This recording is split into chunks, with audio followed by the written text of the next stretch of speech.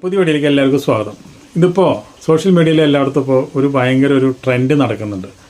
എന്ന് വെച്ചിട്ടുണ്ടെങ്കിൽ അമ്മയുടെ ജനറൽ ബോഡിയിൽ അതുപോലെ തന്നെ ഇപ്പോൾ വീണ്ടും ഇലക്ഷൻ നടക്കാൻ പോണ്. അപ്പോൾ അതിന് വേണ്ടിയിട്ട് ഇങ്ങനെ ഒരു പ്രാരംഭമായിട്ടൊരു മീറ്റിംഗ് വിളിച്ചിട്ടുണ്ടായിരുന്നു. ആ മീറ്റിങ്ങിൽ എല്ലാവരും പങ്കെടുക്കണമെന്ന് വിചാരിച്ചു. ഒരു ഒട്ടുമിക്ക ആൾക്കാരൊന്നും പങ്കെടുത്തില്ല.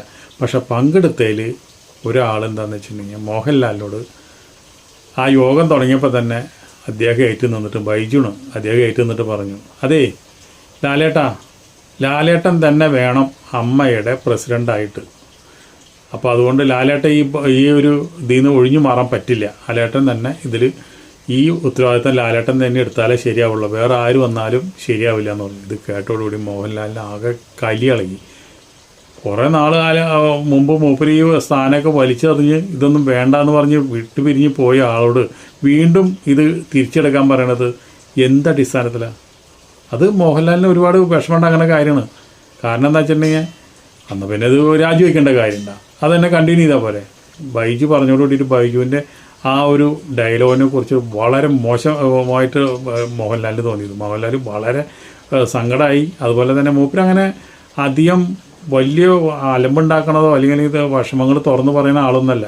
വളരെ സാധുവായിട്ടൊരു വ്യക്തിയാണ്. അദ്ദേഹത്തിന് പോലും ഈ ബൈജുവിൻ്റെ ഡയലോഗ് സഹിച്ചില്ല. അദ്ദേഹം പറഞ്ഞു, അത് ശരിയാവുന്ന കാര്യമല്ല, നിങ്ങൾക്ക് എല്ലാവർക്കും വേണ്ടി ഇനി ഈ മുൾക്കിരീടം ചൂടാനായിട്ട് എനിക്ക് താല്പര്യമില്ല എന്ന് പറഞ്ഞുകൊണ്ടാണ് അദ്ദേഹം ആ ഒരു കാര്യം അവിടെ ചാപ്റ്റർ ക്ലോസ് ചെയ്തത്. പക്ഷേ അതിൻ്റെ ഉള്ളിൽ നടന്നതോട് കൂടിയിട്ട് സോഷ്യൽ മീഡിയയിൽ അതൊക്കെ എല്ലായിടത്തും പാറി പറന്ന് നടക്കണം. അപ്പോൾ ബൈജു പറയണത് എന്താ, ഞാൻ മീറ്റിങ്ങിൽ പറഞ്ഞൊരു കാര്യം എങ്ങനെ ആരാണ് പുറത്ത് പറഞ്ഞത്, അത് ആരാണ് അതിൻ്റെ ആൾക്കാർ, അതൊന്നും ശരിയല്ല എന്നാണ് ബൈജു പറയണത്. സംഗതി പറഞ്ഞത് ശരിയാണ്.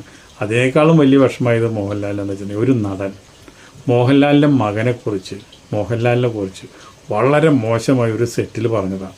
അത് ആരോ റെക്കോർഡ് ചെയ്ത് മോഹൻലാലിന് കൊടുത്തു. മോഹൻലാലിന് അത് കേട്ടപ്പോൾ ഭയങ്കര ഫീലിങ്സായി. മോഹൻലാൽ പറഞ്ഞ എത്ര കാര്യമുള്ളൂ, ആർക്ക് വേണമെങ്കിലും എന്നെ വേണമെങ്കിൽ പറഞ്ഞോട്ടെ, എന്തൊക്കെ അതിനെ പറ്റി പറയണത്, ഞാനതൊന്നും മൈൻഡ് ചെയ്യില്ല. പക്ഷേ എൻ്റെ മകൻ ഒരു കാരണവശാലും ആൾക്ക് ഈ സിനിമാ ഫീൽഡിൽ ഒരു താല്പര്യമില്ല.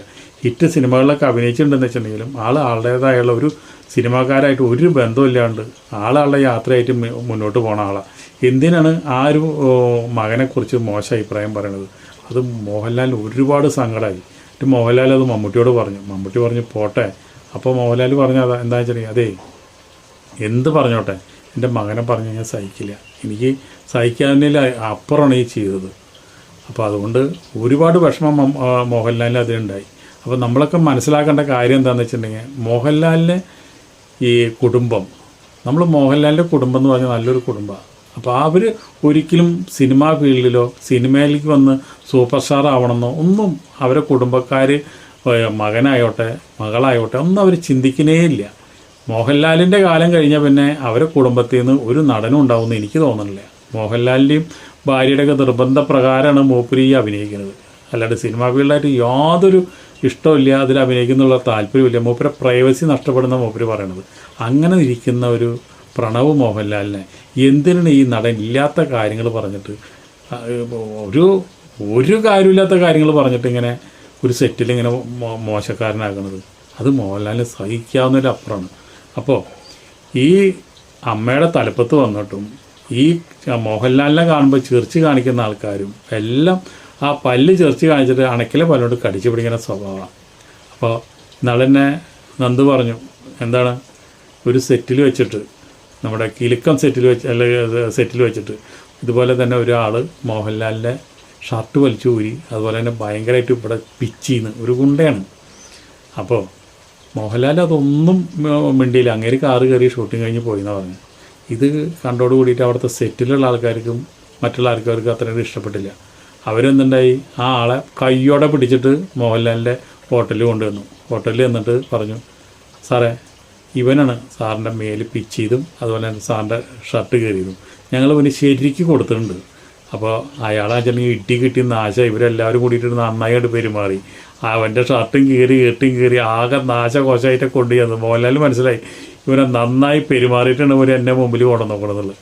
അപ്പോൾ മോഹൻലാൽ പറഞ്ഞു, അതേ അവനൊന്നും ചെയ്യേണ്ട, ഉപദ്രവിക്കേണ്ട, അവനോട് വിടാൻ പറഞ്ഞു. എന്നിട്ട് മോഹൻലാലിനെ വിളിച്ചിട്ട് തോളത്തോടെ കൈകിട്ടിട്ട് പറഞ്ഞു, അതേ നിങ്ങളിങ്ങനെ ചെയ്തത് ശരിയാണോ?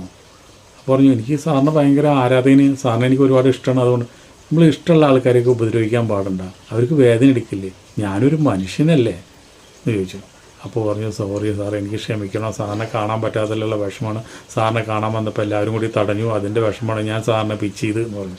അപ്പോൾ ഇനി അങ്ങനെയൊന്നും ചെയ്യരുത് കേട്ടോ, ഈ സിനിമാ നടന്മാരൊക്കെ മനുഷ്യന്മാരാണ്, അപ്പോൾ അതുകൊണ്ട് നിങ്ങൾ അങ്ങനെയൊന്നും ഉപദ്രവിക്കരുത് എന്ന് പറഞ്ഞിട്ട്. അപ്പോൾ പറഞ്ഞു, എൻ്റെ ഷാർട്ടൊക്കെ എടുത്ത് കീറി പറഞ്ഞു, എനിക്ക് കൊന്നെ എല്ലാവരും കൂടി അടിച്ചു എന്ന് പറഞ്ഞു. നീ വിഷമിക്കണ്ട, മോഹൻലാലിൻ്റെ സ്വന്തം ഷർട്ട് എടുത്തിട്ട് അവന് കൊടുത്തു. ആര് പറഞ്ഞു ഇനി വിഷമിക്കണ്ട കേട്ടോ, അതിനിങ്ങനെ ഒന്ന് പെരുമാറരുത് എന്നിട്ട് വിട്ടു. അതാണ് മോഹൻലാൽ. ആ മോഹൻലാലിനെ അവരെ കൂടിയുള്ള ആൾക്കാർ തന്നെ ഇങ്ങനെ നാണം കെടുത്താന്ന് പറഞ്ഞു കഴിഞ്ഞാൽ അത് പ്രേക്ഷകരായി ഞങ്ങൾ സഹിക്കില്ല. ഞങ്ങൾക്ക് കാശ് കൊടുത്തതിനുള്ള മുതലാവണമെന്നൊരു പടം ഉണ്ടെങ്കിൽ മോഹൻലാലിൻ്റെ പടം, മമ്മൂട്ടിയുടെ പടമൊക്കെ വരണം. അപ്പോൾ അങ്ങനെയുള്ള ഒരാളെ ഇങ്ങനെ നിങ്ങൾ തന്നെ അപമാനിക്കുക എന്ന് പറഞ്ഞാൽ ഒരുപാട് കഷ്ടമുള്ള കാര്യമാണ്. അപ്പോൾ അതുകൊണ്ട് നമുക്ക് അടുത്ത വീഡിയോയിൽ വീണ്ടും കാണാം. അതുവരെ നിങ്ങൾക്ക് എല്ലാവർക്കും നന്ദി, നമസ്കാരം.